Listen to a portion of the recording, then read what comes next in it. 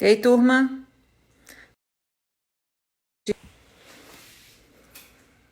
E aí, Carvalho, Eveline. Eveline fica de plantão aí, tá? Ei, Rodrigo. Olá, turma. Ei, Luciana. Que bom ter você aqui. Ei, Grazi. Beth. Tô só aguardando o Flávio entrar.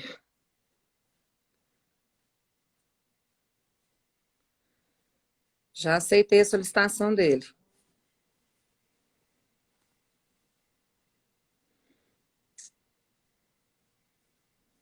Professor Márcio. Flávio, eu tô te vendo. Já aceitei sua solicitação. Tô só esperando você entrar.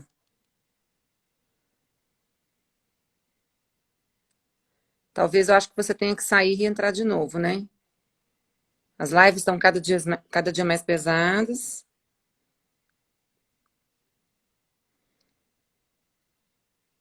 Isso. Flávio saiu. Agora vamos esperar ele entrar de novo.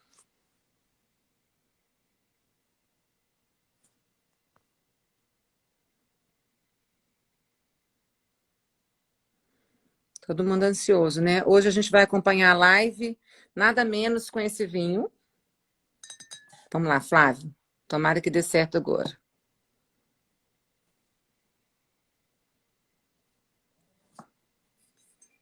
Conectando.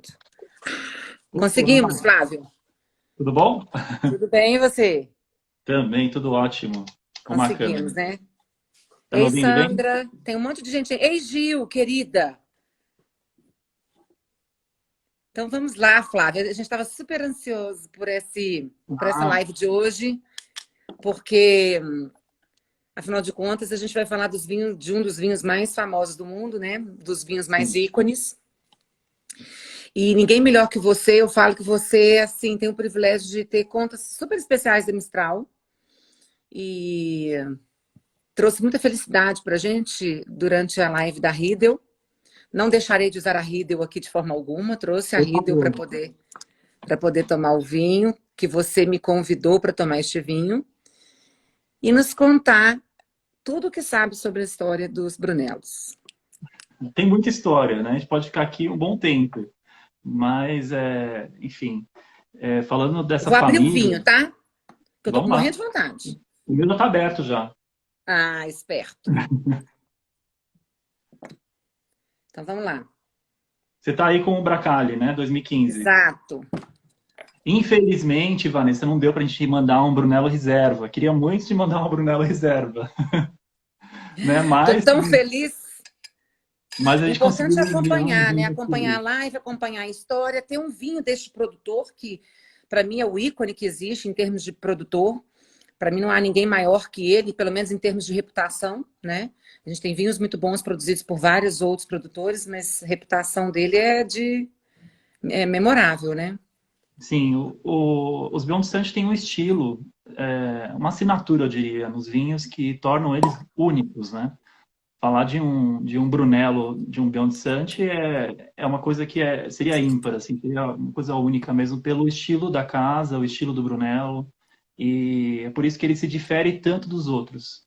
Tem uma briga aí no mercado, porque tem gente que fala, poxa, eu fiz uma super degustação de Brunelos na minha confraria e o Beyond Sante, para alguns, não foi o grande vinho. Mas é aí que eu falo, é o estilo do vinho, né? Às vezes as pessoas estão, principalmente aqui no Brasil, nos Estados Unidos, elas estão acostumadas com vinhos que são mais opulentes, que têm mais álcool, que tem essa coisa da madeira mais integrada, da fruta, né? E o estilo da casa da família Belmonte é totalmente oposto a isso, né? São vinhos com uma elegância, finesse, boa acidez, equilíbrio entre a fruta, entre a estrutura, tudo feito de uma forma que eu julgo praticamente perfeita, né? E é isso, justamente por causa dessa acidez alta que esses vinhos têm uma longevidade que é fora do comum. Eu diria que um Uhum, Brunello Bonsante talvez seja o tinto mais longevo de toda a Itália, um dos tintos mais longevos do mundo. São vinhos que uhum. duram mais de 100 anos, Vanessa. Puxa vida. Nossa, Você que olha aqui na emoção. Itália, a gente tem. Muita gente fala assim, o Barolo, o Brunello são vinhos super longevos, né? Realmente, um Brunello de um bom produtor pode durar 30 anos. Mas um Brunello do Beyond Santi dura 100 anos, gente. E Barolos podem durar muito, Barbarescos podem durar muito. E tem outro vinho na Itália, numa região que fica próxima da Toscana também, que é a Úmbria. E lá eles fazem um tinto com a uva Sagrantino, que é o Sagrantino de Montefalco. Mas o E próprio Giacomo produz? Ele não, próprio? eu estou falando Ah, outro de outros produtor. produtores. Eu Na adoro Mistral, a gente, Sagrantino de Montefalco, adoro. são incríveis. Não é um É vinho para qualquer difícil um. encontrar, né? Não é um vinho para qualquer um, Vanessa, você sabe, né? E na Mistral a gente trabalha com o Lugarotti, que é a referência na região. Uhum, Foi o primeiro a fazer vinhos de qualidade na região. E uhum. o Sagrantino, por muitos críticos aí, é tido como o vinho mais tânico do mundo. E um Brunello reserva do Beyond Santi dura mais do que um Sagrantino de Montefalco. Então, olha só que coisa, né? Impressionante. Eu não imaginei que tivesse realmente essa capacidade de envelhecimento. Tem. Eu imaginava que ele Tem. envelhecesse 20, 30, 40 anos, até porque eu nunca tive a oportunidade de provar um tão. Eu acho que o mais antigo que eu provei Beyond Santi foi 94, 92. Uma coisa assim. Claro, é uma questão de.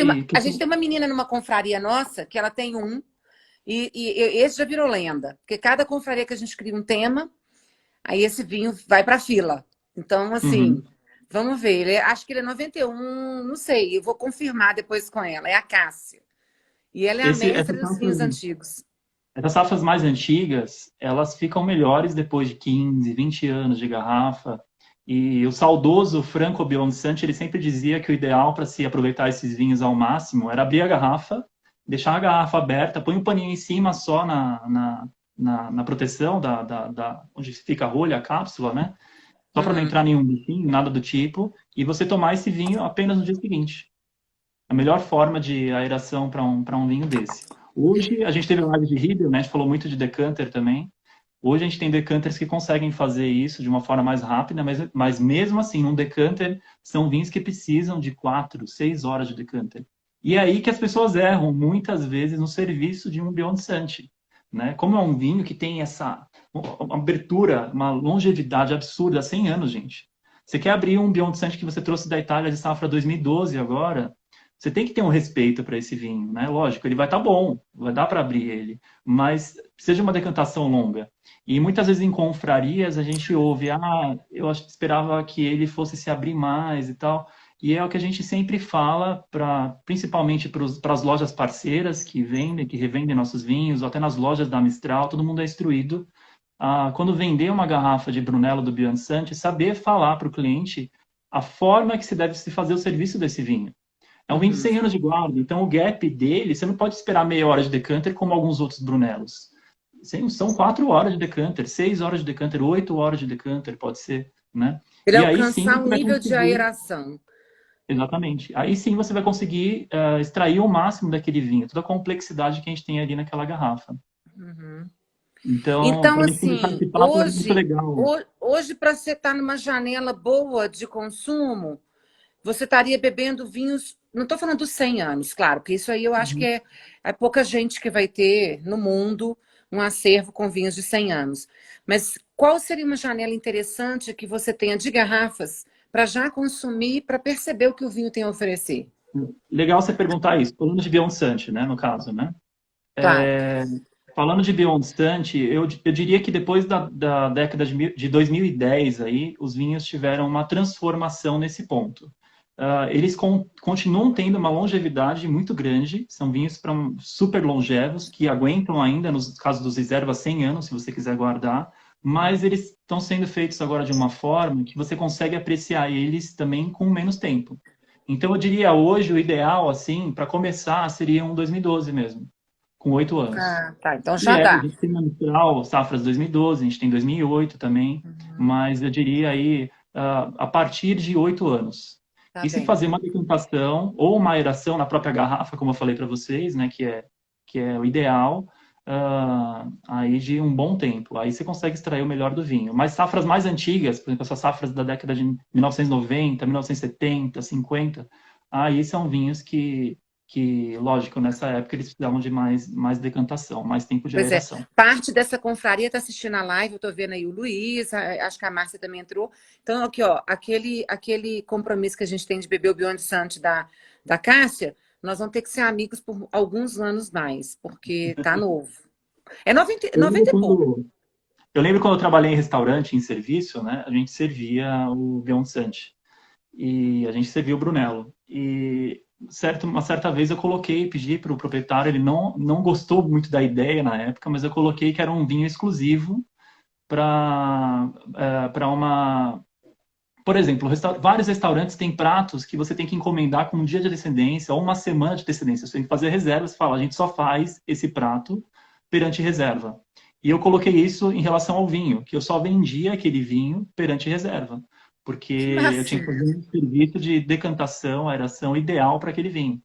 Que Principalmente deixar legal a garrafa, isso!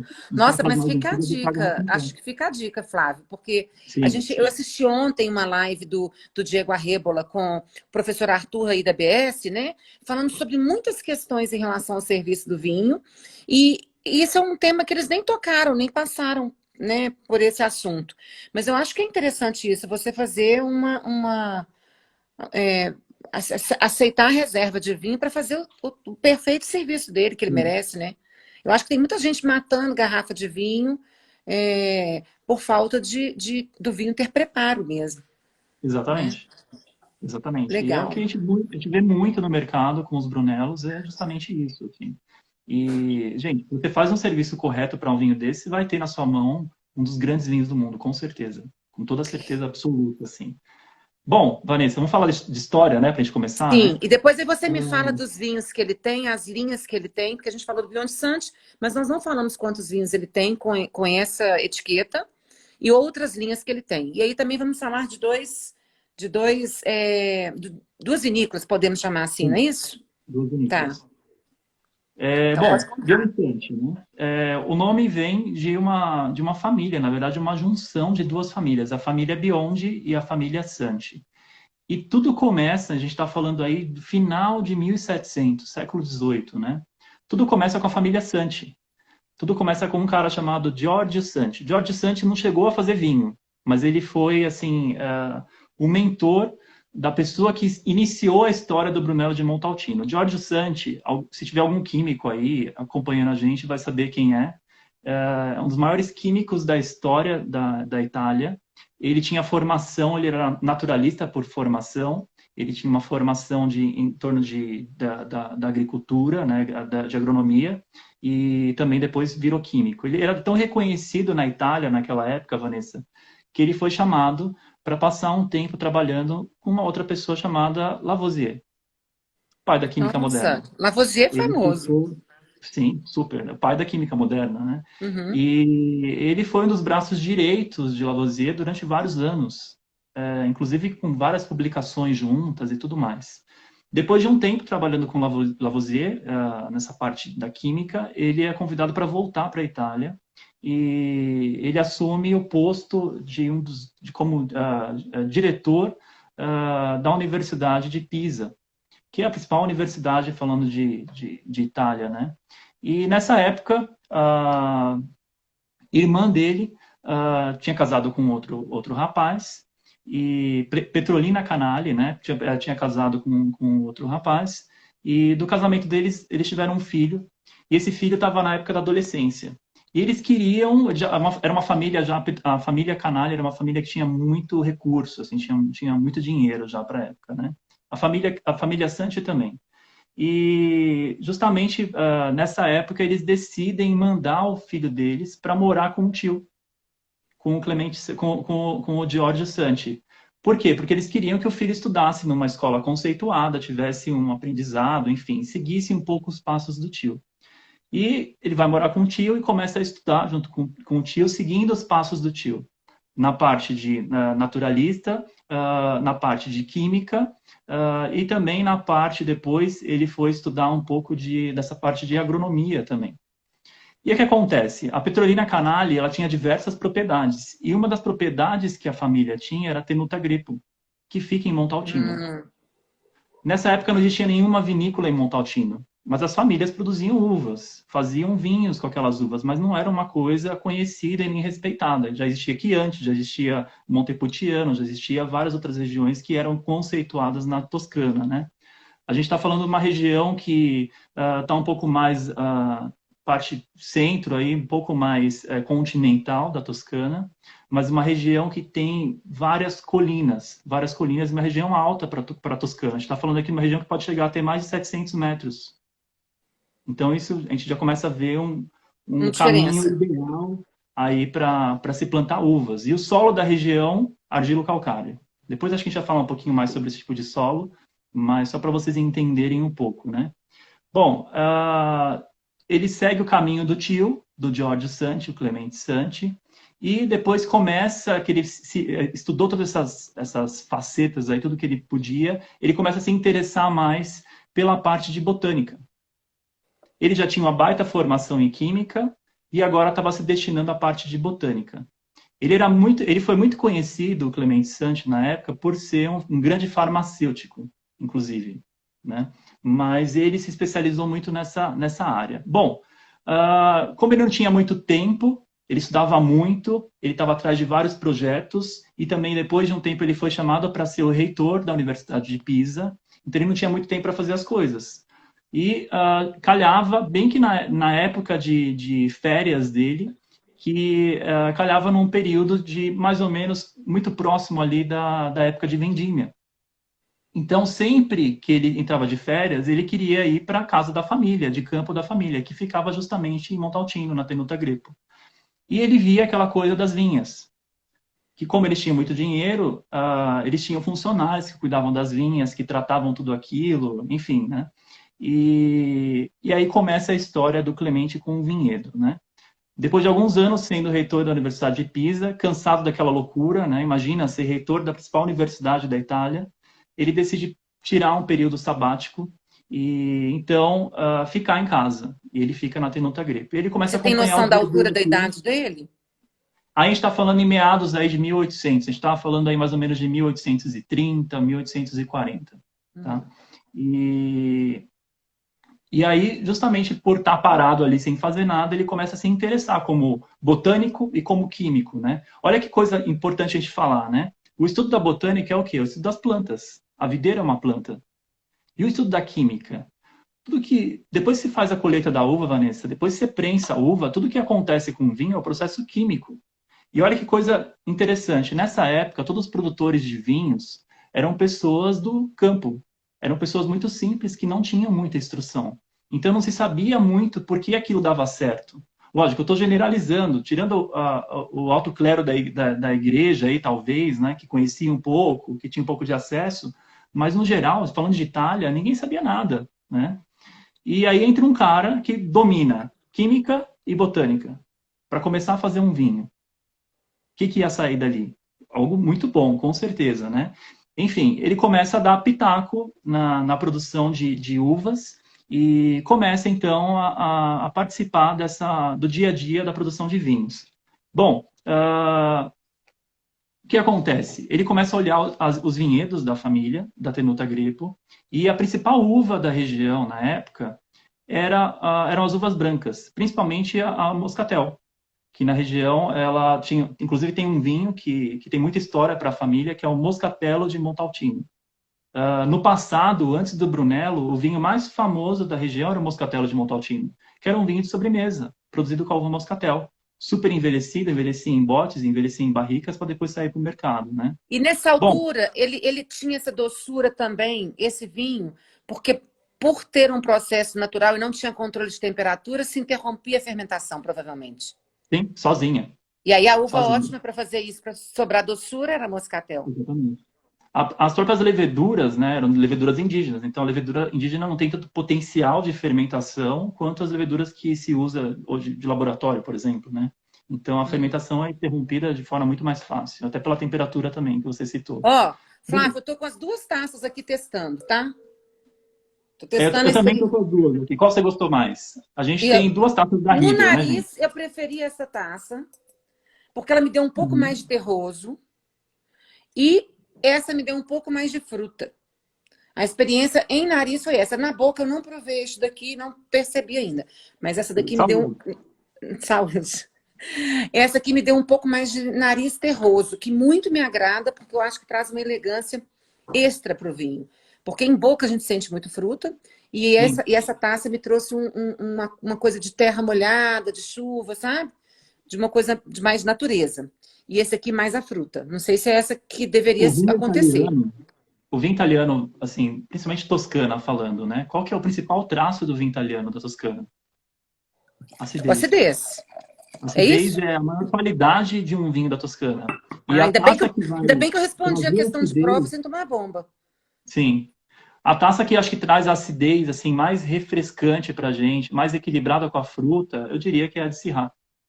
Que é a taça, inclusive, que a Rita recomenda para se degustar a Sangiovese Grosso, que é esse clone de Sangiovese, que eu vou contar a historinha agora para vocês, que se faz o Brunello de Montalcino, né? Então nós paramos na Moscatel e vamos pular então. Desculpa interromper, né, claro. O que ele começa a ver nos vinhedos, né? A Toscana já era famosa pelas uvas brancas, principalmente, e a uva tinta plantada na região era a Sangiovese. E ele começa a ver nos vinhedos dele que a Sangiovese que ele tem era diferente da Sangiovese dos outros produtores da Toscana. Por quê? Primeiro, os cachos eram menores, rendiam menos, e a uva também era menor. O bago da uva era bem menor do que a Sangiovese comum. E aí ele começa a ver que no meio dos vinhedos ele tem a Sangiovese dos outros e também tem aquela Sangiovese menorzinha, né? Bom, o que ele decide fazer? Ele falou, já que agora eu vou fazer o vinho, então vamos fazer do meu jeito. Eu vou fazer um vinho com a Sangiovese comum, que eu sei que os outros já fazem, e eu vou fazer um vinho com essa Sangiovese pequenininha, para ver o que acontece. E quando ele faz os vinhos, ele percebe que a diferença era gigante de um vinho para o outro. Gente, é a mesma coisa de pegar, assim, não menosprezando um Chianti, claro, porque eu amo Chianti. Eu acho que Chianti, assim, quando se pega um Chianti de alto nível, a gente tem vinhos que têm uma complexidade, que envelhecem bem, enfim, que são grandes vinhos. Mas ele pôs os dois vinhos em taças diferentes, ele percebe que um é muito mais claro, né? Não tem tanta complexidade, não tem tanto peso, e o outro muito mais denso, com muito mais aroma, muito mais boca, muito mais persistência, né? E aí ele decide, ele falou, realmente, essa uva pequena, essa Sangiovese pequena, ela tem muito mais qualidade. Muito mais O nome da concentração. uva, mais concentração. O nome da uva, que é a Sangiovese Grosso, se deve justamente à pele da uva, porque a pele da Sangiovese Grosso, ela é muito mais grossa do que a pele da Sangiovese comum, que é super fina. Então daí que vem Mas a aí cor. ele estava abrindo mão de rendimento para diminuir a Sim, quantidade. Também, se tem menos cacho, mais concentração exatamente. na fruta, mas ele tinha menos suco de uva, tinha menos Muito menos. Ele litragem, tinha né? produzido muito menos. O rendimento dele ia cair para menos da metade, para vocês terem uma noção. Menos da metade. E falando daquela época, se fosse um produtor de vinhos, como uma família, iriam falar que ele é maluco, né? Mas ele não era produtor, ele era um químico, ele estava atrás do melhor, né? E, enfim, por isso que ele conseguiu, então, fazer se caísse na mão de outra pessoa, a gente fala que, assim, nada é por acaso, né? No mundo. Se caísse na mão de outra pessoa essa uva, não ia conseguir fazer um grande vinho com isso. Bom, ele leva então, ele começa a plantar a Sangiovese Grosso apenas, e ele dá o nome para essa uva justamente por causa da pele grossa da uva, né? E ele leva para então essa uva para a adega. E a primeira mudança que ele faz na estrutura da Tenuta Greco foi justamente em adega. Naquela época as adegas eram muito sujas, Vanessa. Essa é a grande verdade. Não se tinha asepsia nenhuma. E ele estava acostumado a trabalhar no laboratório. Ele era químico também, além Tudo de puro, tudo. né? Tudo limpo. Exatamente. Então, a primeira coisa que ele faz é falar, opa, peraí, aqui vai ter um processo fermentativo, um processo químico. Então, eu tenho que ter um ambiente aqui mais asséptico, mais limpo possível, para poder não ter interferência de fora, né? E aí ele começa a fazer um vinho dessa forma. Ele leva todo o conhecimento dele de botânica que ele emprega nos vinhedos, para cuidar o vinhedo, para fazer aquelas videiras serem mais saudáveis e terem um rendimento mais adequado com o que ele está atrás em relação à qualidade, e também na adega, para ter um controle em cima da fermentação e todos os processos que estão Dali para envolvidos ali na frente. produção de um vinho, né? Eu sempre falo para todo mundo que está estudando vinhos com a gente, ou fazendo nossas aulas, o seguinte: o vinho você divide praticamente em duas etapas. Eu falo no processo produtivo. É uma etapa que vai da terra até a adega e da adega até a garrafa. Então, aliás, isso é matéria da maioria dos métodos clássicos de ensino. A escola inglesa Sim. que eu fiz, né, WSET, ela sempre fala que você tem o vinho enquanto vinhedo, enquanto adega.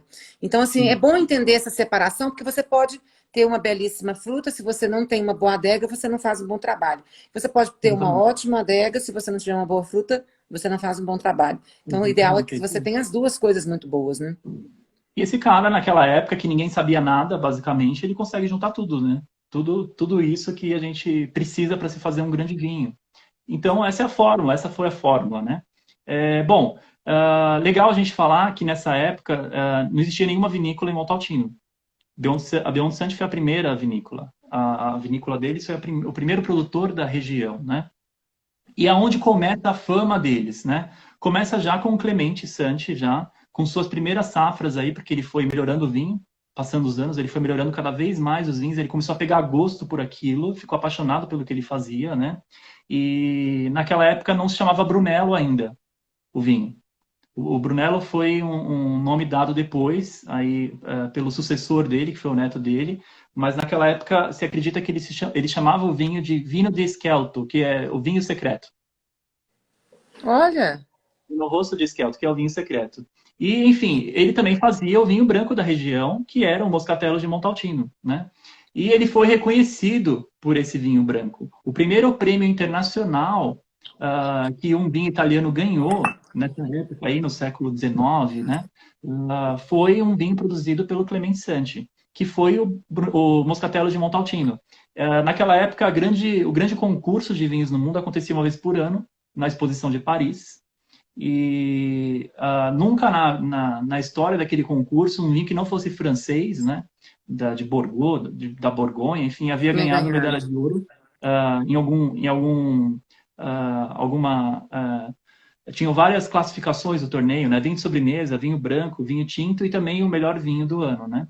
E em nenhuma Hum. categoria, um vinho que não fosse francês dessas regiões havia ganhado o grande prêmio, né? Alguns já tinham chegado perto, como o Tokai, algum vinho alemão de qualidade, né? Mas nunca tinha pego o primeiro lugar. E o primeiro vinho a pegar esse primeiro lugar, sem ser francês, foi um vinho do Clemente Santi que ele fez com a Moscatel dele, que foi o Moscatel de Montaltino. E a gente está falando aí do final de 1860. Olha que coisa legal, né? Nossa, gente. E ele coloca, diria que não coloca, né? Porque no passado a Itália foi muito famosa aí pelos grandes vinhos, era Enótria, né? A terra dos vinhos, né? Mas a grande verdade é que nessa época a viticultura italiana estava numa decadência absurda, porque os produtores estavam muito mais preocupados em produzir quantidade do que qualidade. Caiu muito, né, a qualidade naquela época. E aí surge um cara, um italiano, que recoloca a Itália no mapa de qualidade no mundo do vinho, que foi com o Moscatello de Montaltino. E o segundo prêmio que ele ganha nesse concurso foi com o vinho tinto dele. E aí ele também arrebata uma medalha de ouro, e fora que ele já tinha ganhado o principal concurso também italiano, que era um concurso, se eu não me engano, deixa eu lembrar o nome, acontecia em Montepulciano, concurso de Montepulciano, uma coisa assim. Já existiam E os vinhos de Montepulciano, né? já, Então, já. E ele arrebata e a região vira uma referência em qualidade no que se produzia na Itália, eu sempre justamente por achei que causa o desse cara. Montaltino era pregressa a Montepulciano. Sempre achei.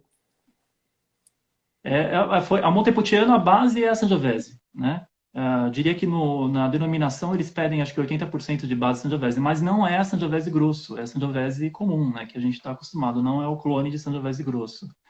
Bom, aí passa uma geração, o Clemente tem um filho, e esse filho se casa, perdão, o Clemente, ele teve, exatamente, o Clemente teve um filho que se casa com uma.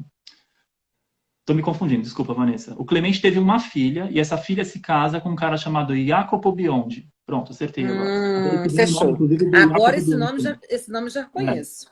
E do casamento dos dois que nasce o primeiro Biondi Santi, porque era a junção de um Santi com um Biondi. E aí nasce o primeiro Biondi Santi, que foi o Ferruccio Biondi Santi. E o Ferruccio Biondi Santi ficou apaixonado por aquilo, era apaixonado pelo avô, adorava o avô, grudava no avô. E ele quis seguir os passos do avô. E quando o avô estava chegando no fim da vida dele, cansado já, ele decide então passar tudo para o neto, ao invés de passar para os outros filhos, ele passa para o neto e o neto assume a vinícola, assume a propriedade da Tenuta Greco, né? E aí o Ferruccio foi o primeiro a colocar o nome Brunello para o vinho. E o nome Brunello é uma coisa italiana muito simples com essa coisa de nome, Ah, assim, isso é. diferente Esse pedacinho eu sei, eu acho lindo.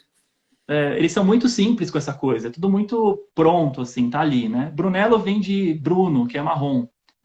E seria então um diminutivo de Bruno, um marronzinho, diria assim, porque era como eles conheciam ali na região a uva Sangiovese Grosso. Ele chamava a uva de Brunello. Então ele dá um nome para o vinho, Brunello de Montalcino. É até legal falar que a primeira DOC-G da Itália registrada foi a de Brunello de Montalcino, no Por fim da isso que eu década de sempre pensei que ela 1930. viesse antes da Montepulciano. O professor Márcio está ali falando. Montepulciano é medieval, Brunello é moderno. Exatamente. Mas É uma pela coisa muito razão, recente. talvez, da DOC, eu vinculei com o fato de parecer mais antigo que o outro. Sim, Incrível. a história do Brunello, por mais que ela seja super rica, né, que seja incrível, como a gente falou, ela é uma história muito recente. E a gente está falando aí do, talvez, como você também disse no começo, o vinho mais mítico da Itália, né? Mas é uma coisa que, assim, o Brunello só apareceu para o mundo depois da década de 80, 1980, que o Brunello se expandiu aí para o mundo e ficou conhecido da forma que a gente conhece hoje. Até uma observação, eu fiz até uma anotação aqui, olha que legal. Em 1888, que foi aí a fundação da Tenuta Greco, né, que depois virou Bionsanti, só existia um produtor na região. Em 1965, olha que coisa, 1965, depois dessa coisa das premiações aí que o Brunello da família começou a ganhar, já com o Tancredi Bionsanti, né, surgiram 12 vinícolas na região de Montalcino. Em 1988, que foi esse boom do Brunello pelo mundo, principalmente por causa dos grandes mercados, eu diria Nova York, Estados Unidos e Londres, né? Foram 85 produtores. Sabe quantos produtores tem hoje na região? Ah, Mais, 300. mais de 250, quase 300. É, imaginei, E porque eu tudo sei isso esse se número. deve, tudo Mas isso se é uma deve justamente loucura. à família Bionsanti. Mas também existe Brunello e Brunello, né, Flávio? Brunello, Tem dois Brunello. estilos. Tem dois É. estilos de Brunello, a gente chama, para resumir, o Jorge Brunello Luque fala isso. clássico. Você só vai tomar um bom Brunello se você conhecer o produtor. É, tem o estilo clássico e o estilo moderno, né? Tem até uma briga aí, eu não sei se você lembra disso, há poucos anos atrás, aí, isso aí de 1900, de 2010, que era uma briga dos produtores de Brunello, porque vários produtores clássicos estavam começando a achar que outros produtores da região estavam misturando uvas internacionais, uvas que não eram permitidas no Não Brunello, para justamente regulamentadas. para regular a qualidade do Brunello, porque trabalhar com essa uva sozinha é uma coisa que não é fácil. É como você fazer um grande Pinot Noir na Borgonha. Você precisa de uma matéria-prima de muita qualidade, você precisa de um vinhedo muito bom para fazer um grande vinho na Borgonha. Não é simplesmente ter, eu plantei Pinot Noir, eu tenho um grande vinho. Não, não é qualquer um que tem. Então, vários produtores ficaram desconfiados, principalmente os clássicos aí, falando de Bionsanti e Soldeira, né? Que alguns produtores estavam fazendo isso. E foi um processo que demorou alguns anos, e depois de vários anos, algumas amostras foram levadas para o laboratório, eles conseguiram isso, e foi comprovado que alguns produtores colocavam uvas internacionais para melhorar ou corrigir o defeito dos seus Brunelos, né? E aí surgiu uma briga na época para essa coisa, no consórcio de Montalcino, para alteração Da das regulamentação. normas da região. Uhum. Tem E gente quem ali falando impediu que, essa para além alteração? disso, além do próprio produtor ter esse risco dele próprio adulterar o vinho, existiu ali, durante muitos anos, uma onda de falsificações muito grande, né? O Luiz está ali falando sobre isso. E realmente acontece, né? A Sim. falsificação, aliás, a falsificação ela existe para o mundo do vinho como um todo, O pior é para que qualquer nesse caso, região. Vanessa, não foi nem falsificação, porque os produtores mesmo faziam isso de forma Então, escondida. para além da adulteração própria que eles causavam, ainda também tinha também a falsificação. Eram duas coisas diferentes, Sim. né? E foi uma briga de vários anos, e justamente pela força aí da família Do conselho. Bionsanti, com o consórcio, eles conseguiram manter, que é uma norma da região, que não se pode misturar outra uva ao corte do Brunello, que ele tem que ser feito 100% com a Sangiovese Grosso, com a uva Brunello. A uva se chama Brunello, a uva, inclusive, né? E aí depois eles estenderam isso, então vamos fazer isso para o rosto de Montalcino, vamos melhorar nosso rosto. Não conseguiram também, graças a Deus, né? Que não conseguiram. A gente tem os super toscanos aí, então a gente não precisa, né? Deixa a região de Montalcino dessa forma, com 100% Brunello, que está ótimo, né? Bom, seguindo, né? Ferruccio Beonsanti. Ferruccio Beonsanti, quando ele assume a vinícola, tudo ótimo, ele começa a trabalhar cada vez mais a fundo no que o avô dele fazia, ele começa ainda a melhorar a qualidade do vinho. O que ele tinha em cabeça? Reduzir ainda mais a quantidade de uvas produzidas e deixar a Sangiovese Grosso, a uva Brunello, em mais tempo de maceração, fazer uma maceração super grande, fazendo essa maceração em bote, envelhecendo muito tempo o vinho em garrafa para sair para o mercado. Então, justamente por isso que os vinhos da família, o Brunello, ganhou essa fama de ter essa coisa da longevidade, o potencial de evolução que esses vinhos têm, né? Só que junto com esse trabalho maravilhoso que ele estava fazendo, chegaram duas pragas na região, que não tinha como controlar. Essa aí Primeira o foi professor Márcio deu aula e você falou que adorou e assistiu. Adorei, foi muito legal. Nunca tinha ouvido alguém Pandemia falar do sobre vinho. filoxera. Exatamente. Achei demais. Parabéns pela aula. Pandemia do E vinho, né, professor? Foi a filoxera. foi a Exato. filoxera. E a segunda foi o oídio, que é um fungo que ataca as plantas e depois de um tempo a planta fica necrosada, enfim, e não joga mais seiva também, então a videira ela perde, ela às vezes nem produz mais uva, né? É. E aí ele se viu forçado a tomar um caminho. Todos os produtores da região, e da Toscana até dizendo nessa época, o que eles fizeram? Opa, não vamos mais plantar Sangiovese, vamos plantar outras uvas que têm um rendimento maior. E se a gente tiver Sangiovese, vai ser a Sangiovese comum, porque ela rende muito mais, e a gente mistura com uvas brancas. Uma coisa comum na Itália, uma coisa comum na Toscana, né? Que antes, por muito tempo se fez isso. Os Chiantis mais simples, até hoje, a legislação permite que se use uvas brancas. Já no clássico, por exemplo, não. Mas, enfim. E aí o Ferruccio, ele se vê numa enrascada. Ele fala, pô, eu tenho que fazer alguma coisa. Tem que tomar um partido aqui. Ou eu faço o que os outros estão fazendo, porque eu preciso ter volume, né? Eu preciso de vinhas que têm um volume muito alto, então eu consigo tocar vinho. Se vem a filoxera, o que você tem que fazer, gente? Não tem caminho, você tem que arrancar a videira. Você tem que arrancar o solo e replantar tudo de novo. São 5 anos para a videira dar as primeiras plantas, as primeiras frutas, perdão, né? E só aí você fazer algum vinho. Demora muito isso. Você vai ficar 5 anos sem vinho? Não. Então eu vou produzir uma quantidade muito maior, vou estocar, e se vier a filoxera, tudo bem, eu arranco, mas eu tenho estoque. E aí, ele justamente por causa dessa coisa do avô dele, o trabalho do avô, e sabendo do potencial de guarda que aqueles vinhos tinham, ele decide não desistir da Sangiovese Grosso, da Brunello. E aí ele faz um estudo de seleção massal nos vinhedos. O que é isso, seleção Ah, massal? isso é Você o faz uma, máximo, né? A seleção massal é o máximo em termos de Existem dois tipos de vitivinicultura. seleção, né? A seleção clonal e a seleção massal. A seleção massal é feita no próprio vinhedo, não é feita num viveiro, assim, né? Você pega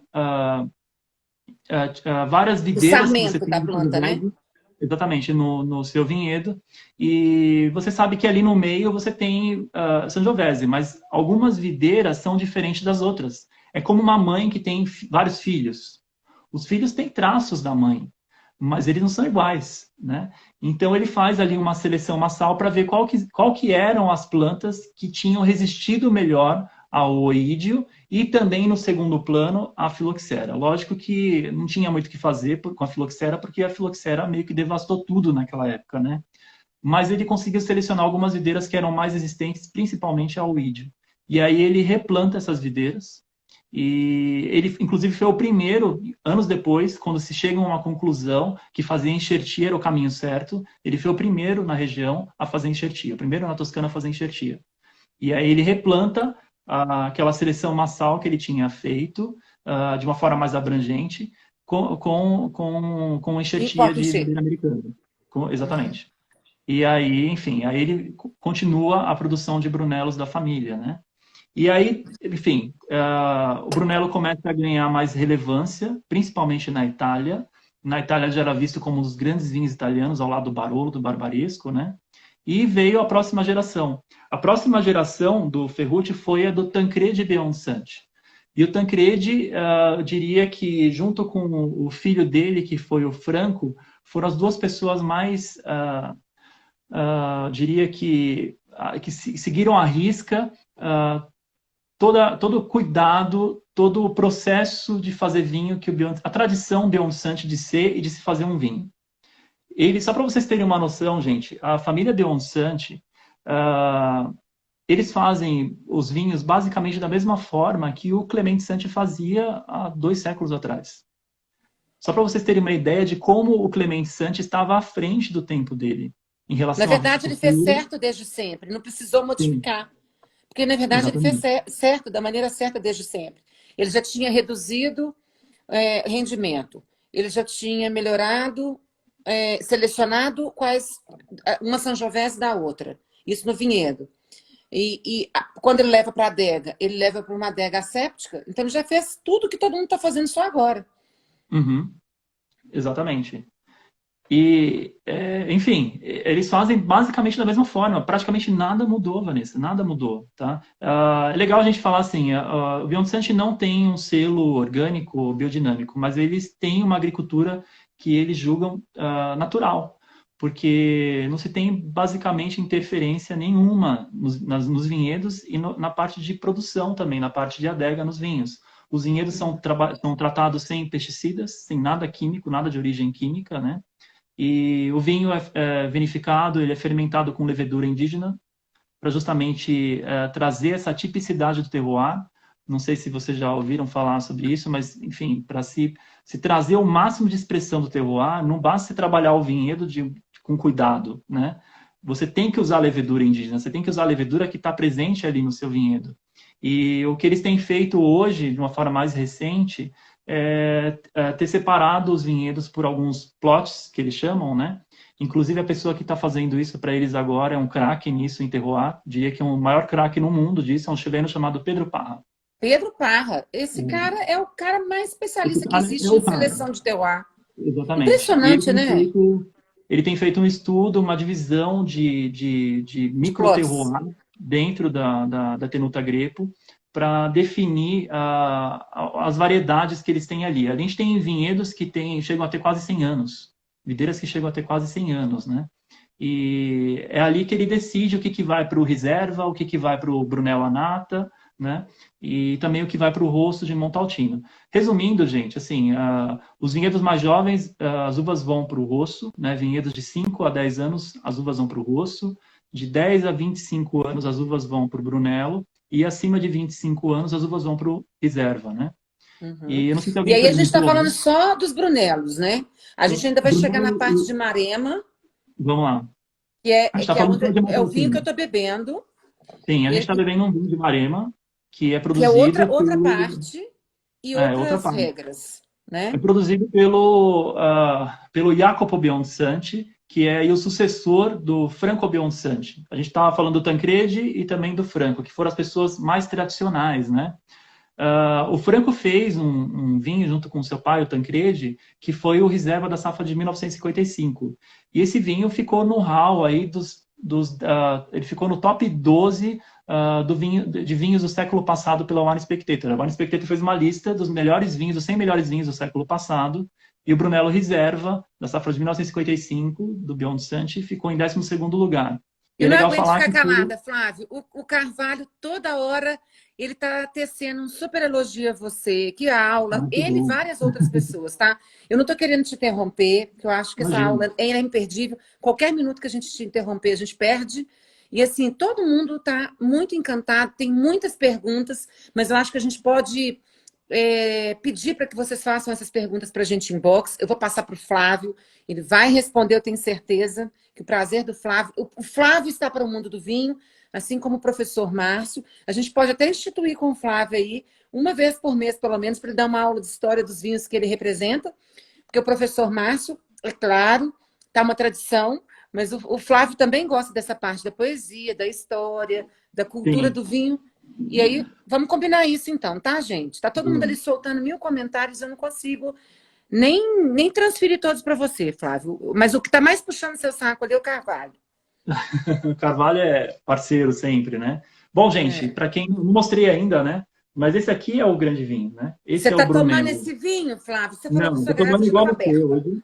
Não deu para abrir o Brunello, não é um vinho que dá para abrir sempre, assim, né? Mas esse é diria que o flagship aí da vinícola, né? Acho que o Felipe está acompanhando a gente, o Felipe Burra, que é hoje a pessoa que comanda, ele trabalha para os Beyond Santi, ele comanda o mercado aqui da América Latina e também alguns mercados pelo mundo. Aí é legal porque ele é um francês, mas ele morou no Brasil, morou aqui em São Paulo, então fala super bem português. E é legal que agora as próximas visitas a gente vai ter ele, então vai ter uma pessoa que fala português para falar de Beyond Santi aqui no Brasil agora, né? Ah, que bom. Ele está acompanhando a gente, acabei de ver. Ai, que É, bom. Muito obrigada. Porque tem o embaixador bom, da marca, da importadora, que no caso é o Flávio, e o embaixador na marca das Américas, que no caso é o Luiz, não é isso? o Felipe, Felipe, desculpa. ele Muito cuida, bem. ele cuida muito dessa parte comercial, mas enfim, ele vai estar mais próximo aí com a gente nos próximos anos, né? Bom, o que que acontece? Então, se tem esse respeito à tradição, ao estilo Beyond Santi de ser, que foi levado pelo Franco e também pelo seu pai, o Tancredi, né? E o filho do Franco Belmonsanti, Jacopo Belmonsanti, a gente até brinca, as pessoas falam assim, ele foi a ovelha negra da família, né? O pai dele falava que ele brincava, ele falava, essa geração está perdida, por quê? Porque a mulher dele não gostava de vinho. E ele falava, poxa, os filhos que eu tiver com ela não vão ser pessoas do vinho, estou perdido com isso, né? E meio que é verdade, porque o Jacopo meio que foi uma ovelha negra, eu diria até que no bom sentido, né? Porque ele foi o primeiro, ele acompanhou tudo com o pai, ele aprendeu tudo dessa lenda, dessa tradição de se fazer um vinho ao estilo Bionsanti, ao respeito ao terroir, e principalmente a técnica de vinificação. Muita gente sempre reclamou no passado das técnicas do Bionsanti, porque surgiu aquela história que a gente diz que é a parkerização dos vinhos, né? O Parker gostava Uhum. de um estilo de vinho mais opulente, com álcool alto, com bastante madeira, Queriam e a família pontos, né? Bionsanti sempre usou bote, sempre usou barrica da Slavônia, que são barricas mais neutras, que são usadas durante vários anos. Super bem limpas, mas são usadas por vários anos. Barricas que têm 3.000 até 13.000 litros. E são barricas que, assim, elas estão lá só para amaciar os taninos do vinho. A gente está falando de um vinho que tem muito tanino já. E eles falavam isso, que já que é um vinho que tem muito tanino, a gente não precisa pôr uma barrica nova para trazer mais tanino, mais aroma para o vinho. Não precisa disso. A gente vai estragar o nosso vinho se a gente fizer isso. E os outros produtores de Montaltino começaram a seguir um caminho oposto para agradar o mercado americano, principalmente. Enfim, o que acontece? O Jacopo ele vai estudar fora. E quando ele volta para casa, ele já tinha aprendido tudo com o pai, ele volta para casa com um conhecimento um pouco diferente. E ele chega para o pai e fala: pai, a gente tem que fazer vinhos que são mais modernos. Tudo Isso bem a que gente ano? respeitar o estilo. A gente está Que ano, falando aí da mais ou menos? década de 1980, mais ou menos. Tá, já Ele já chegamos em trabalhava com o pai 1980. na época, né? Mas a gente está falando de 1980. E ele chega e fala, poxa, pai, a gente tem que mudar um pouco o estilo, o nosso vinho é excelente, ele é uma referência na região, mas as pessoas não têm mais paciência para comprar uma garrafa e esperar 20 anos para abrir um vinho desse. A gente precisa fazer vinhos que ficam prontos mais rápidos, né? E aí ele começa a trazer as novidades para o pai, aquela coisa de barrica nova, tanque de aço inox, com temperatura controlada, né? Enfim, e o pai dele chega, filho, a gente faz esse vinho já há 200 anos dessa forma. Essa é a nossa assinatura. Beyond Santi é isso, a gente não vai mudar isso. Isso chegou num ponto que, assim, todo dia quase o Jacopo chegava e batia isso com o pai. Até que chegou um ponto que ele não aguentava mais. Ele falou, poxa, não dá mais para trabalhar aqui, né? E além da reza, isso, pelo menos, né? E aí, um belo dia, o Jacopo, revoltado, ele fala, poxa, eu preciso respirar Ter vida novos ares. própria. E aí ele decide, então, sair. E ele abre uma vinícola.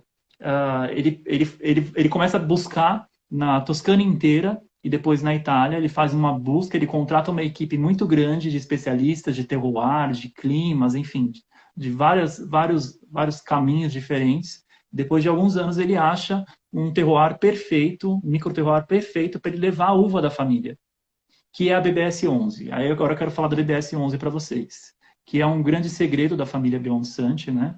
A BBS 11 tem esse nome por quê? Brunello Bionde Santi, número 11. Esse é Foi o um nome do clone. clone. Foi uma segunda seleção massal feita pela família Bionsanti. Essa seleção foi feita pelo pai do Jacopo, um cara chamado Franco Bionsanti. E depois de muitos anos produzindo, ele queria uma uva, ele queria uma Sangiovese que expressasse o máximo da característica que ele buscava com os vinhos da família. E aí ele faz uma seleção massal nos vinhedos dele, ele descobre mais de 20 tipos de plantas diferentes de Brunello, né? E ele estuda durante alguns anos. Isso aí ele foi apoiado pela Universidade de Florença na época para poder fazer esse estudo. Ele estuda durante vários anos essas vinhas todas, de forma separada.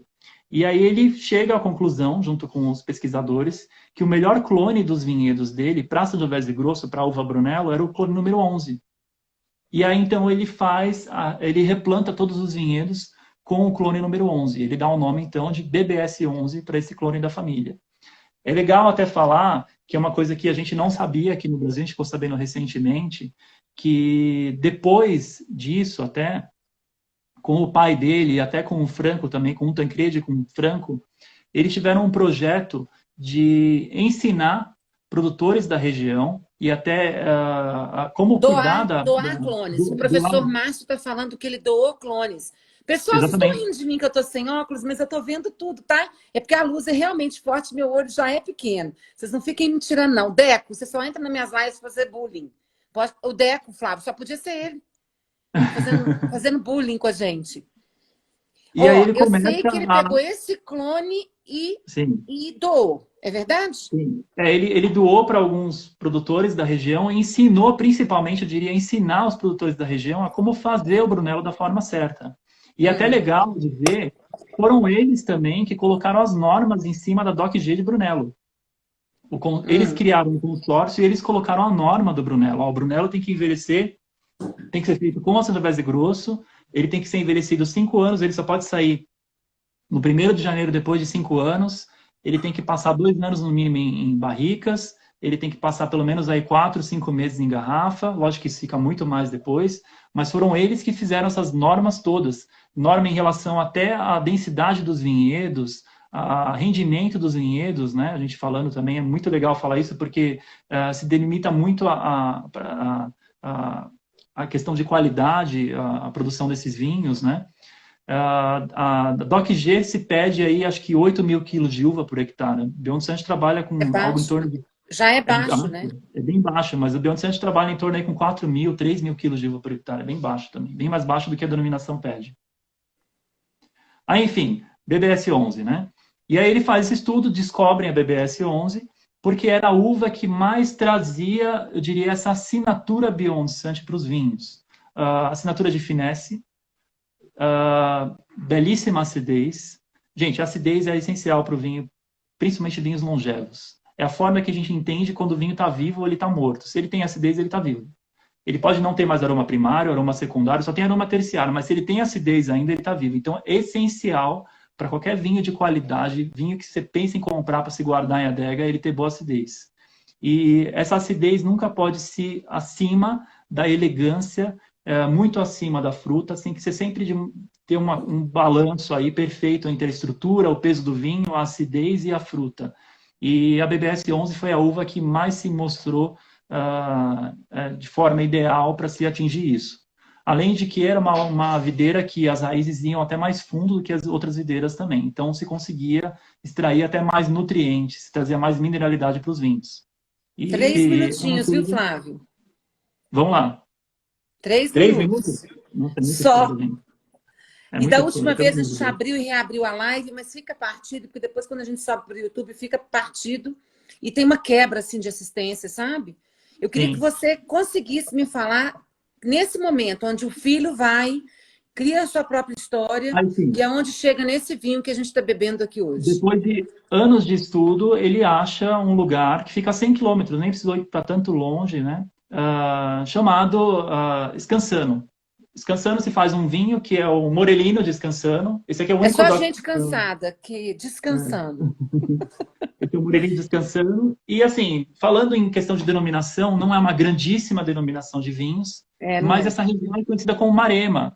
É por ali também que está a Bolgheri, onde se faz o As Super pessoas Toscano. conhecem mais por Maremma, né? Talvez porque seja Exatamente. relacionado àquela região de Mármores, inclusive, também. Sim, sim, Muito próximo exatamente. da praia, né? São cidades E muito aí o que que históricas, muito intercâmbio, inclusive de estudantes. Sim, exatamente. Ele achou nessa região uma parte mais continental, dizendo, com boa altitude, para clima mais frio, mais amplitude térmica, e o mais legal que ele achou aqui era um solo que tinha uma composição muito grande de pedras de galestro, que é xisto, né? Como a gente conhece em Portugal. A gente fala, tinham mais de 10 ou 15 tipos diferentes de galestro no solo. Então, você tinha uma complexidade muito grande no solo. E aí ele decide, então, eu vou levar a uva da família. Ele até brinca que quando ele saiu de casa, era no braço uma mala e no outro braço uma muda de BBS 11. E aí ele planta a BBS 11, então nesse lugar que ele compra um castelo do século XV, né? O castelo de Montepor, um forte, né? E ao redor do forte ele planta as uvas da família, junto de algumas outras uvas internacionais, como a Cabernet Sauvignon, a Merlot também, né?